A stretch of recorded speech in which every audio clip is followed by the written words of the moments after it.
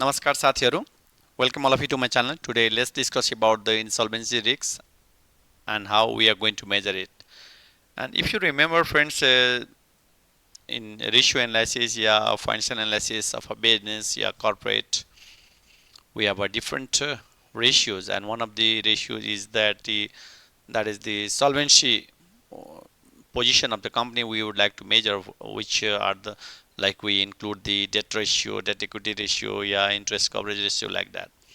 But regarding the when you are going to measure the insolvency risks of the banking sector, then particularly today discussion would be important for all of you friends.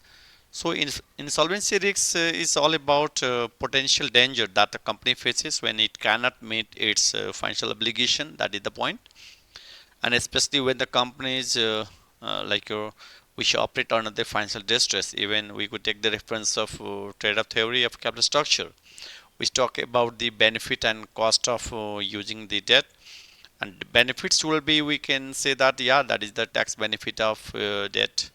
And at the same time, when the company uses the beyond the optimal level of the debt in a company to finance the asset, right, then in that case that causes the like a financial distress situation. And that is the point I mean to say, that we could take reference of data theory.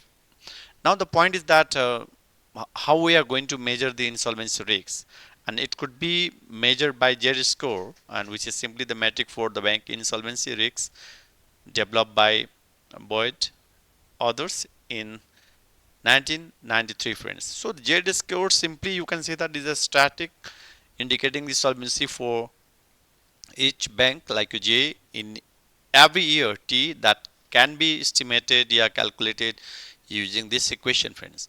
So Z score, simply you need to understand here is the what about the like your value that we need to estimate here. So Z is simply, you can say this is simply the estimated market value, which is simply the, you can say that you are going to multiply with the number of share outstanding. Here in this is the case particularly stock split, after adjusting the stock split, which increases the number of share outstanding and decreases the par value of the stock. It could be maybe the stock dividend case, it depends on your company, right? So simply C is the number of share outstanding and the P is the price of the stock, and simply minus, and we are taking here the lag uh, that is the prior number of share outstanding and the prior stock price, you can say that. Okay, now what about the A is the simply the market value of the assets, and E is the market value of the equity. This is simply the number of share outstanding we multiply with the share price, or we can also say that is the market cap in finance, right? Now if you remember in accounting equation in accountancy also, we say that asset must be equals to equity plus liability.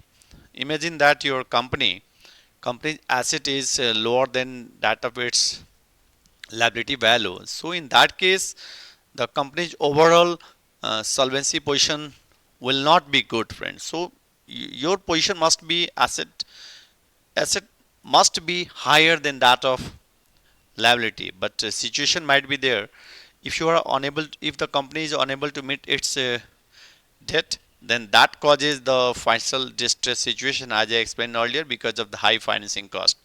So this is all about. And what about this SR? This is the L is here the book value of the total debt at the end of the each fiscal year, is the in balance sheet you could find this is the L value.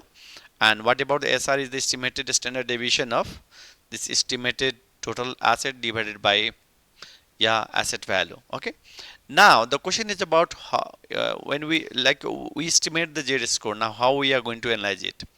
So as defined by the author here, right, is that like a downside risks as being negative value of the Z score, and simply you can say that higher the value of the Z score, lower would be the insolvency risk, and accordingly there will be the higher expected market value of the firm, we can say that.